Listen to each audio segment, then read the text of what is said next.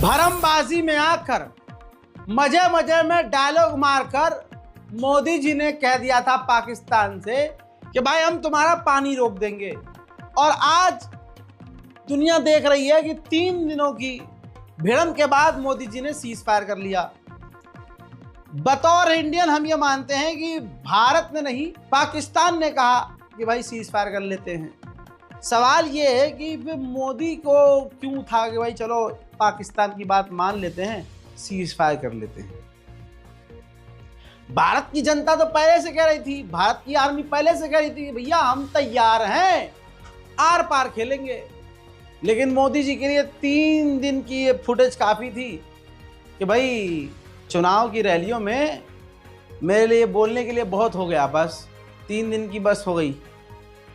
अब इससे पहले, जंग से पहले ये ड्रामा चल रहा था कि हम पाकिस्तान का पानी रोक देंगे। भाई बड़ी बड़ी बातें हुई, फिर सवाल उठा कि भाई कैसे रोक दोगे, डैम तो है ही नहीं, डैम बनाने में हमें 10 साल लगेंगे।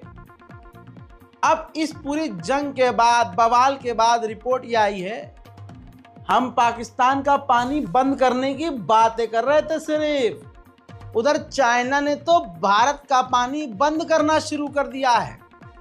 आहा, लीजिए, नव भारत टाइम्स की ये स्पेशल रिपोर्ट है, ध्यान से देख लीजिए।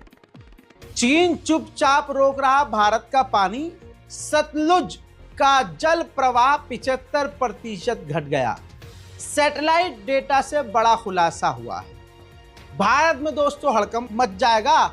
मोदी के चाहने वाले, और हो सकता है मोदी जी खुद फोन करके मेरी ये वीडियो डिलीट करवा दें, लेकिन मैं भी भाई साहब पक्का हूं, सच दिखा रहा हूं, दिखाता रहूंगा। देखिए, भारत और पाकिस्तान के बीच नदियों का बंटवारा करने वाला सिंधु जल समझौता हालिया दिनों में चर्चा में रहा है। पहलगाम आतंकवादी हमले के बाद भारत ने सिंधु संधि को निलंबित खत्म कर दिया था और पाकिस्तान जाने वाले पानी को रोकने की बात कही थी। पाकिस्तान ने पानी रोकने पर भारत से जंग की धमकी दे डाली थी। इस तानातानी के बीच भारत को चीन से मिलने वाली पानी पर कई तरह के सवाल आ गए हैं। डॉक्टर वाई नित्यानंद ने इशारा दिया है कि चीन ने चुपचाप भारत को आने वाला जो सतलुज नदी का पानी है रोक दिया है। बिजनेस टुडे की रिपोर्ट के मुताबिक भूस्थलीय शोधकर्ता और नासा के पूर्व station manager doctor Y Nityanand ने सैटेलाइट से मिले सतलुज जल का प्रवाह का डेटा रिसर्च किया है। यह है उनका ट्वीट, और ट्वीट के अंदर लगे हुए ये प्रूफ। इस प्रूफ के अंदर वैज्ञानिक ने, भारतीय एक्सपर्ट ने इस बात के सबूत दिए हैं कि अच्छा खासा पानी पीछे से आ रहा है, लेकिन पहाड़ के बीच में से, जी हाँ, पहाड़ों के बीच में से चीन ने जुगाड़ पानी करके जैसे तैसे डैम बनाकर, जी हाँ, डैम बनाए हुए हैं, इस पानी के बहाव को रोका है। 2 कारण हैं कि भारत में पानी कम आ रहा है। पहला कारण ये कि या तो जो चाइना है उसने डैम बनाकर पानी को, बहाव को डाइवर्ट किया है। दूसरी वजह यह है कि भारत के अंदर पानी इसलिए कम आ रहा है क्योंकि पानी का बहाव एक्चुअल में प्राकृतिक तौर से पीछे से कम है। लेकिन दूसरे ऑप्शन की संभावना कम इसलिए है क्योंकि रिपोर्ट के मुताबिक, डेटा के मुताबिक, जो बर्फ है वो तेजी से ग्लेशियर की पिघल रही है। मौसम के लिहाज से और डेटा के लिहाज से पानी तो और ज़्यादा आना चाहिए, लेकिन ऐसा ना होकर पानी भारत में कम आ रहा है। इसका मतलब यह है कि चाइना ने चुपके से जो डैम बनाए हैं उन डैम की तरफ पानी के बहाव को मोड़ दिया है, जिसकी वजह से पानी का बहाव 75% भारत की तरफ कम हो गया है। देखते ही देखते ये क्या से हो क्या हो गया, आप सोच नहीं सकते। पाकिस्तान का हम ऐसा कर देंगे, वैसा कर देंगे, ये उखाड़ देंगे, वो उखाड़ देंगे, ये मोदी माइक में बोल सकते हैं, लेकिन मोदी और मोदी के चेले, चाहे जयशंकर हो, चाहे विदेश मंत्री हो, या उनके टटपूंजिया गली में माँ बहन की गाली बकने वाली अंधभक्तों की फौज हो, चाइना के खिलाफ ये चू नहीं कर सकते, क्योंकि चाइना उंगली करके पूरी तरह से इनको घुमा देता है। अरे यही तो चाइना है जिसके लिए जे शंकर ने कहा था भारत के माननीय विदेश मंत्री ने कहा था ANI पर बैठकर, China is a bigger economy, are you gonna fight with him, are you lost of the mind, no no no we don't fight with him. ये सब बकवास बातें डरपोक विदेश मंत्री जयशंकर कर चुके हैं।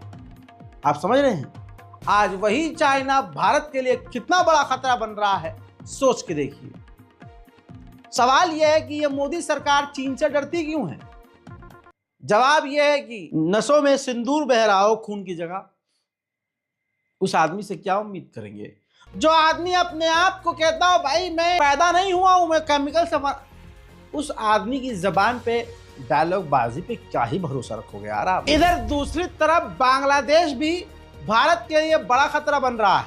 जो बड़े दूरी की तोप है चाइना की SH-15, चाइना का ये तोप है और पाकिस्तान इसका इस्तेमाल करता है। बहुत खतरनाक तोप है लॉन्ग रेंज की।